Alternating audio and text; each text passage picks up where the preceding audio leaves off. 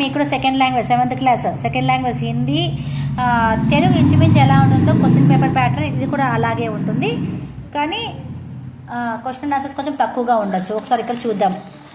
నిమ్నలిఖిత గద్యాంశ పడకర్ దియే Gaye ప్రశ్నోకే Uttar దీజియే. Same దానిలాగా passage ఇస్తాడు, ఆ ప్యాసేజ్ చదివి అర్థం చేసుకొని కింద ఉన్న క్వశ్చన్స్కి ఆన్సర్ రాయగలగాలి.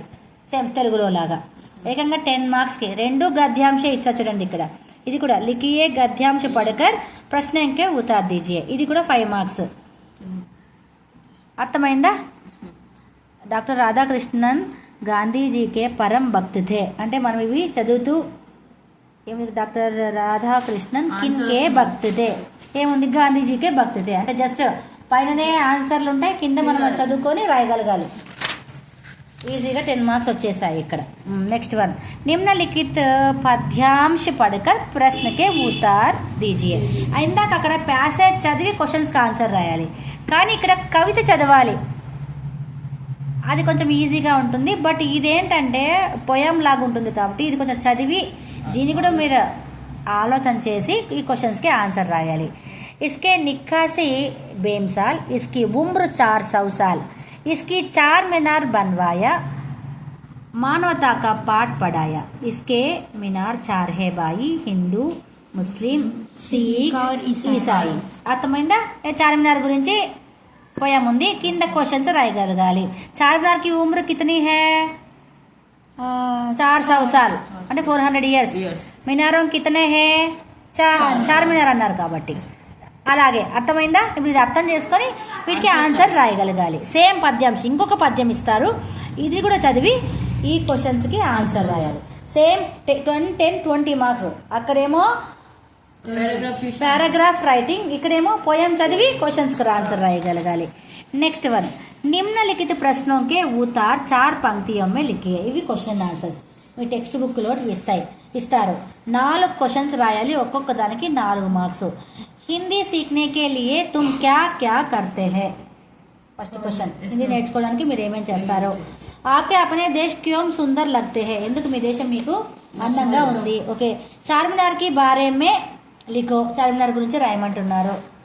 అర్థమైందా? నెక్స్ట్, జంగుకే బారే మే లిఖో. సేమ్ మీ టెక్స్ట్ బుక్లో క్వశ్చన్స్. నెక్స్ట్ దాంట్లో ఇవి కొంచెం పెద్ద క్వశ్చన్స్. నిమ్నలిఖిత ప్రశ్నోं में किसी एक का उत्तर 8 पंक्तियों में लिखिए. లిటిల్ బిట్ బిగ్ క్వశ్చన్ అంటే 8 లైన్ల ఆన్సర్ రాయగలగాలి. ఈ రెండిట్లో ఏదైనా ఒకటే రాయాలి. मन करता है कविता के आधार पर बालक क्या क्या बनाना चाहते हैं. ఏం లేసను? मन करना है ఈజీ. कबीर के दोहे के आधार पर समय का क्या महत्व है लिखिए. ఈ రెండిట్లో ఏదైనా ఒక క్వశ్చన్ రాయాలి, 7 మార్క్స్. నెక్స్ట్, నిమ్నలిఖిత ప్రశ్నों में से किसी एक का उत्तर 8 पंक्तियों में लिखिए. సేమ్ ఇక్కడ 2 క్వశ్చన్స్, ఇక్కడ 2 క్వశ్చన్స్. ఏముంది ఇక్కడ? ఆస్మాన్ గిర్ పాట్ మే అంతకే సభీ జాన్వర్ క్యూ హస్నే లగే క్వశ్చన్. నెక్స్ట్ సేమ్ ఇంకా ఇలా 2 క్వశ్చన్స్ ఇస్తే మీరు ఏదైనా ఒకటి మాత్రమే రాయాలి. నెక్స్ట్, సృజనాత్మకత తెలుగులో కూడా ఉంది మీకు. ఇది అక్కడ లెటర్ రైటింగ్ రావచ్చు తెలుగులో అలా కూడా. బట్ ఇక్కడ ఏమి ఇస్తారో పోస్టర్ స్లోగన్ రైటింగ్ ఉన్నింది తెలుగులో. బట్ హిందీలో ఇక్కడ మనం చూస్తే अपने पाठशाला के बारे में वर्णना करते हुए मित्र के पत्र लिखिए అంటే మీ పాఠశాల గురించి చెప్తూ ఫ్రెండ్ కి లెటర్ రాయమంటున్నారు. నెక్స్ట్, अपने गांव के बारे में 8 वाक्य लिखो. మీ గ్రామాన్ని గురించి ఒక 8 వాక్యాలు రాయాలంటే बहुत सुंदर है, अच्छा दोस्त मिलती है, ब्ला ब्ला ब्ला ఇంకా మీకు వచ్చింది రాయండి. నెక్స్ట్, चित्र देखकर कहानी के सृजन करो. ఈ చిత్రాన్ని చూసి ఈ కథ ఏమిటో దీని గురించి మనం రాయాలి. అర్థమైందా? ఏముంది ఇక్కడ అన్ని పూర్తిగా ఫెస్టివల్స్ ఉన్నాయి. క్రిస్మస్, రంజాన్, దీపావళి, ఏముంది ఏం పండుగ ఇది? హోలీనా? రంగులా ఇవి? ఇలా అంటే ఇదే ఇస్తారని కాదు నాన్న, చిత్రం ఏదైనా ఇవ్వచ్చు, మీకు రాయమని చెప్తారు. ఇక్కడికి మీకు ఎన్ని మార్క్స్ అయిపోయాయి? 60 మార్క్స్ అయిపోయాయి క్వశ్చన్ పేపర్. ఇంకా నెక్స్ట్ బిట్ పేపర్ అన్నది ఈ ప్యాటర్న్లో వస్తుంది, బట్ అక్కడ ఏదైనా రావచ్చు. ఇక్కడ చూడండి, రాము మినార్ పర్ చడ్ గయి, రేఖాంకిత్ శబ్ద్ కా బహువచన్ యహ హై. మినార్ అంటే ఏకవచన్, ఇందుకు బహువచనం ఏమంటారో మీరు ఈ నాలుగింటిలో ఏది బహువచనమో దానికి ఆన్సర్ రాయాలి.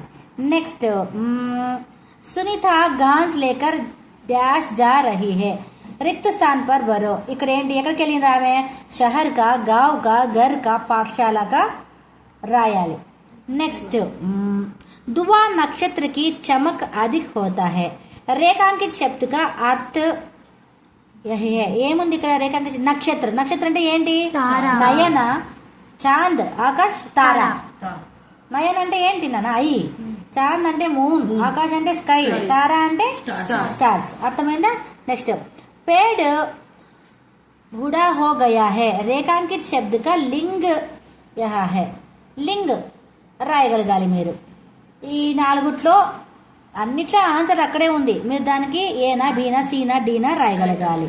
నెక్స్ట్ అంక్, ఇక్కడ ఇంగ్లీష్లో చెప్తున్నా ఎందుకంటే మీరు ఆన్సర్ చెప్పాలి కాబట్టి. 14 अंक అక్షరం మే పహచానే. 14 హిందీలో ఏమంటారు? 17, 14, 15, 12, 14. నెక్స్ట్ భారత్ ఏక్ విశాల్ దేశ్ హై. భారత్ ఎలాంటిది? విశాల్ దేశ్ హై. ఇస్ వాక్యమే విశేషత పెహచాన. విశేషత అంటే ఏంటి? భారతదేశం గురించి ఎక్స్ప్లెయిన్ ఏం చేస్తుంది ఇక్కడ?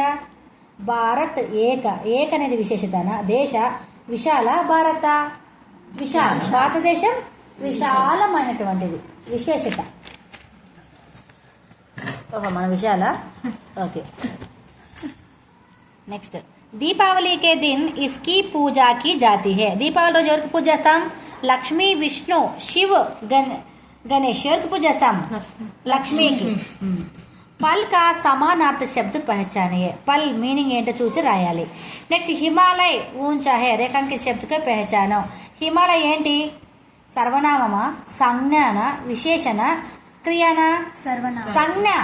హిమాలయం పేరు కదా, సంజ్ఞ అంటే నౌన్. నెక్స్ట్ సహీ వార్తని పెహచానియే. సహీ వార్తని పెహచానో.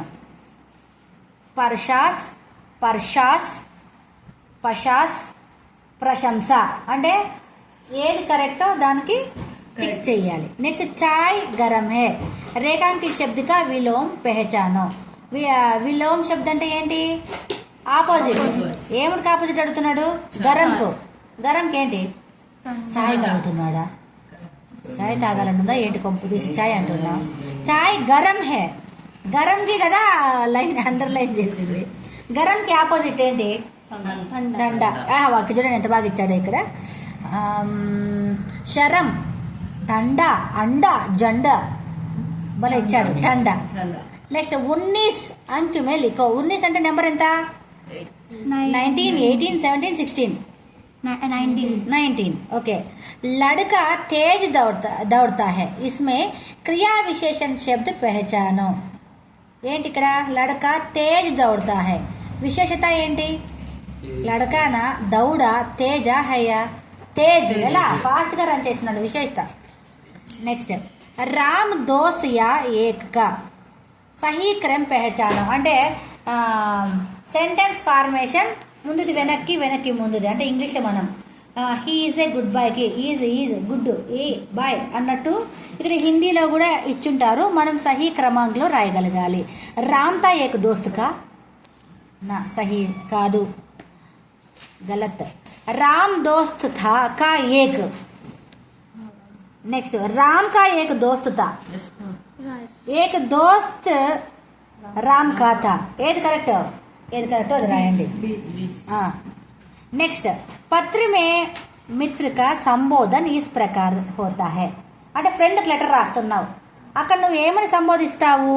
పూజ్ ఫ్రెండ్, పూజ్ దోస్త్ అంటావా, శ్రీమాన్ అంటావా, మహోదయ్ అంటావా, ప్రియ అంటావా? ప్రియ మిత్ర, డియర్ ఫ్రెండ్ అని రాస్తాం కదా.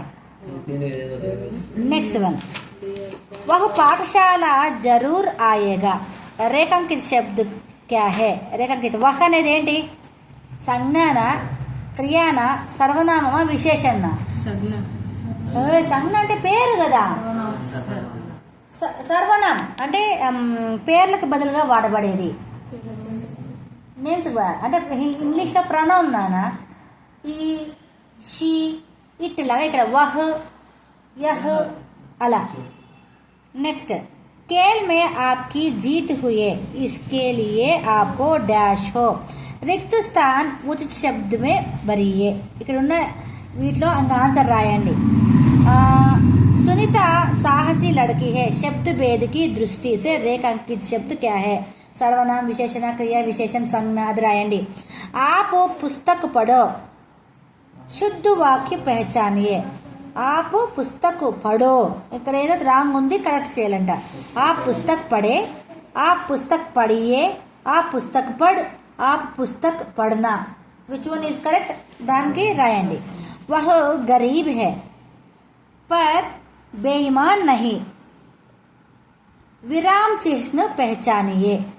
వహు గరీబ్ హే, కామా ఇచ్చినారు. ఇక్కడ ఏం రావాలి?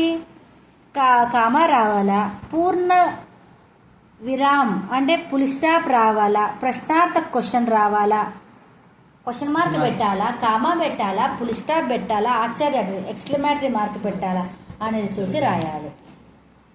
అర్థమైందా? అంటే చాలా ఈజీ. యాక్చువల్గా ఫస్ట్ 60 మార్క్స్ ఉన్న పేపర్ అనేది మ్యాక్సిమం ఆన్సర్ అక్కడే ఉంది, జస్ట్ మీరు రాయడమే. ఒక గ్రామర్ పార్ట్ కొంచెం ఆలోచించి మీరు రాయాల్సి ఉంటుంది.